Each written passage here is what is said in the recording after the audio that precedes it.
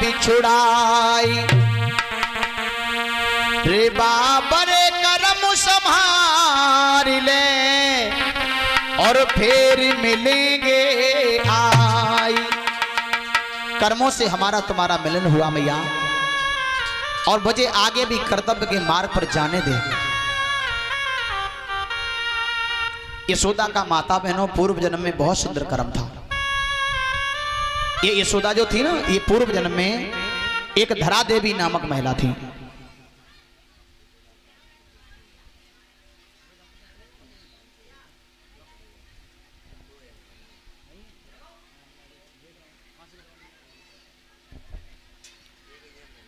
और इसी के साथ 501 रुपया छोटे लाल राजपूत जिस्मी के पुल से 501 रुपया भंडारे में इन्होंने ये दान किया है। ताली हो जाए जोरदार भैया जी के लिए।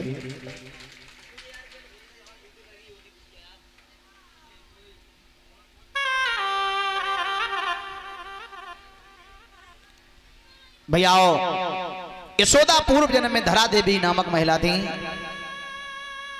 और उनका बहुत सुंदर कर्म था।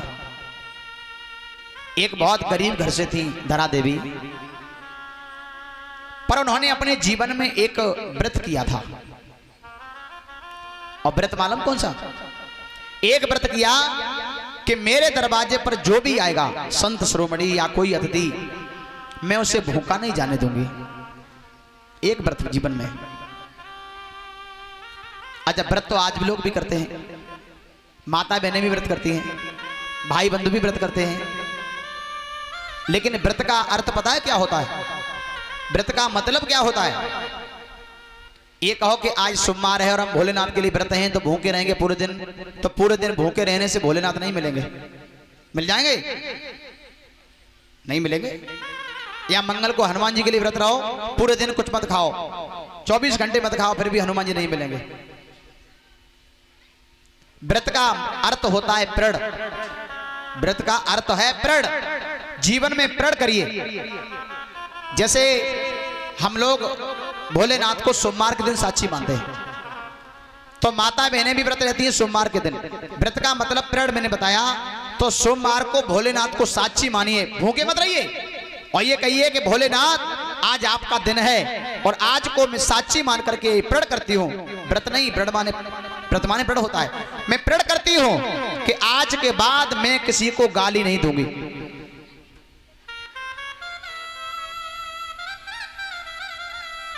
मैं सास को गाली नहीं दूंगी, ना ननद को गाली दूंगी। अच्छा, जीवन में एक ही व्रत कर लिया तुमने, इस बाड़ी से सबसे निर्मल बोलना प्रारंभ कर दिया, तो पता इससे बड़ा व्रत कौन सा होगा? फिर कोई व्रत है? सभी देवी देवताओं की बात छोड़ो, पूरा समाज आपके ऊपर कृपा करेगा अगर माठी इस मुख से जो है सुंदर बाड़ी आपने बोलने प्रारंभ कर दी तो।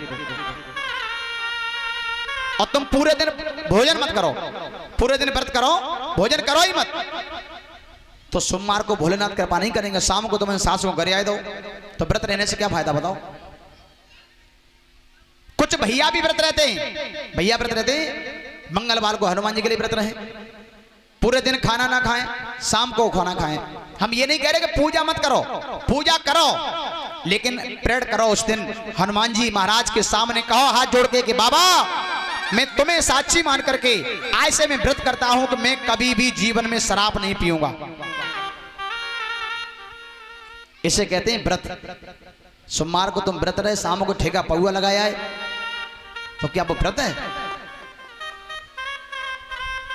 ये सब बेकार है। ये ढोंग मत बनाइए। ढोंग बनाना तो भगवान को क्या दुनिया में किसी को ही पसंद नहीं है। ढोंगी मत बनिए, आदत संभालिए।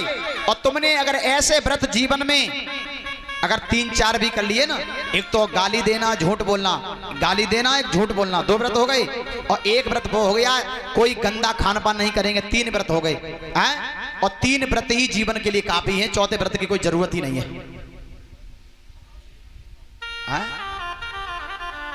आदत बुरी संभाल लो बस हो गया भजन।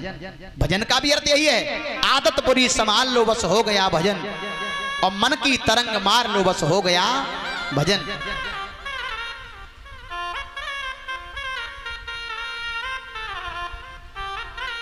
भैयाओ, तो धरा देवी ने कौन सा व्रत किया? कि मैं अपने घर पे जो भी आएगा किसी को भूखा नहीं जाने दूंगी, मैं बहुत प्रेम दूंगी उसको। और धीरे धीरे समय गुजरता गया। एक दिन वो आया कि धरा देवी बीमार पड़ गई। 1 महीना हो गया बुखार आते आते, पहले महीने निकल जाते थे, लंघन हो जाते थे। अब बेचारी गरीब तो वैसे भी थी, लकड़ी काट करके गुजारा करती थी, पर बीमार अवस्था में पड़ी है। लेकिन एक दिन वो आया कि 3 संत दरवाजे पर आ गए, और संत कोई और नहीं थे, ब्रह्मा विष्णु महेश, परीक्षा लेने। और कहा कि हे मां, मुझे बहुत तेज भूख लगी है और मैंने सुना है कि आप भूखे को अवश्य भोजन कराती हो, कृपा करके मुझे भोजन कराओ। तो धरा देवी के घर में राशन खत्म हो चुका था, बीमार पड़ी थी। अब धरा देवी ने सोचा कि आज अगर संत मेरे दरवाजे से भूखे चले गए तो मेरा व्रत खंडित हो जाएगा।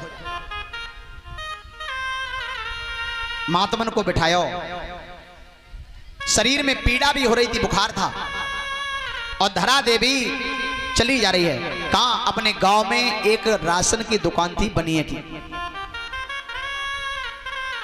निवेदन किया, भैया थोड़ा राशन मुझे दे दो, हमारे दरवाजे पर कुछ मेहमान आए हुए हैं, संत आए हुए हैं, भोजन कराना है। जितना बताया उस बनिए ने राशन तौल के पकड़ा दिया, लो लाओ पैसे दो। तो धरा देवी ने कहा मेरे पास पैसा नहीं है अभी। क्यों पैसा नहीं है? मेरी तबीयत ठीक नहीं है, और जब मैं ठीक हो जाऊंगी तो लकड़ी काट के लाऊंगी और लकड़ी बेच करके तुम्हारा मोल अदा कर दूंगी। लेकिन उस बनिए की निगाहें उस धरा देवी पर टिक गई। उसने कहा, अरे धरा देवी, तुम तो बड़ी सुंदर हो और तुम चाहो तो इस राशन का मोल अपने यौवन से अदा कर सकती हो। वो धरा देवी समझ गई ये दुष्ट, ये तनका भेड़िया है, तनका भेड़िया। तो धरा देवी ने उसी की दुकान से चाकू उठाया और अपना एक स्तन काट के और उसके जो तराजू था ना उसे पलड़े में स्तर रख दिया। लो, जब यौवन से इस राशन का मोल अदा हो जाएगा तो अपना राशन का मोल अदा करो। और जैसे ही दृश्य देखा, उस बनिए ने तो दुकान छोड़ के ही भाग खड़ा हुआ। लेकिन धरा देवी ने पीछे मुड़ के नहीं देखा, अपना यौवन काट के रख दिया पल्ले में और राशन उठाया, चल पड़ी वो मां। लेकिन रक्त से पूरी साड़ी भीगती आ रही है, रक्त टपक रहा है। और जैसे ही धरा देवी अपने घर पहुंची और उन संतों ने देखा कि वहां मेरी मां, तूने मेरी पेट के खातिर और अपने स्तन को काट के दे दिया, तूने वो काम किया है कि हे मां, ऐसा दुनिया में आज तक किसी मां ने किया ही नहीं। लेकिन भगवान अपने भेष में प्रकट हो गए, तीनों देवता प्रकट हो गए और कहा कि मैया कोई बात नहीं है, आपका पहली बात तो यौवन पूरा हो। धरा देवी का यौवन पूरा हुआ और भगवान विष्णु ने क्या कहा कि हे मां, मेरे पेट की खातिर और तुमने जिस स्तन को काट के दिया है ना, एक दिन वो आएगा आपके जीवन में अगले जन्म में कि यही स्तनपान जो तुमने मेरे लिए काटा है ना, यही स्तनपान हम करेंगे आकर के, मेरा आशीर्वाद है, मैं तुम्हारा बालक बन के आऊंगा।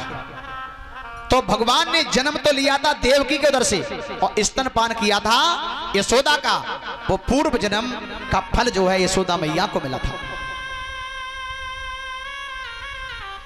तो वही बात भगवान कह रहे हैं कि कर्मों की करनी से हमारा तुम्हारा मिलन हुआ और कर्तव्य के मार्ग पर मुझे आगे भी मेरी मां जाने दे।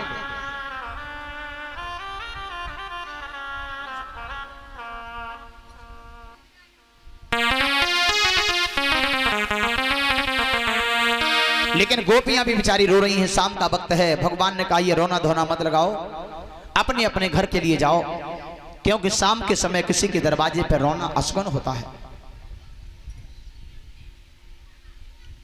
यशोदा मैया ने भोजन भी नहीं किया, लाला को भोजन कराया और यशोदा मैया बेचारी चारपाई पे लेटी तो है पर नींद नहीं आ रही है। उसे पता है कि कल मेरा लाला मुझे छोड़ के चला जाएगा। जैसे ही सुबह के 4 बजे यशोदा मैया ने चारपाई को त्याग दिया, अपने लाला को जगाया, उठ मेरे लाल सुबह हो चुका है। नित्य क्रिया कराई और स्नान कराया, पहले अपने हाथों से स्नान करा लूं। अब ये पता नहीं लौट के आया ना भी आया। सुंदर वस्त्र पहनाए कन्हैया को और एक थाली में माखन मिश्री परस के ले आई, अपने हाथों से माखन खिला रही है और कह रही है मेरे लाल, तू इस दुखियारी मैया को छोड़ के जा रहा है, लेकिन ये तेरी मैया तेरे बिन कैसे रहेगी। खिलाती जा रही है और कह रही है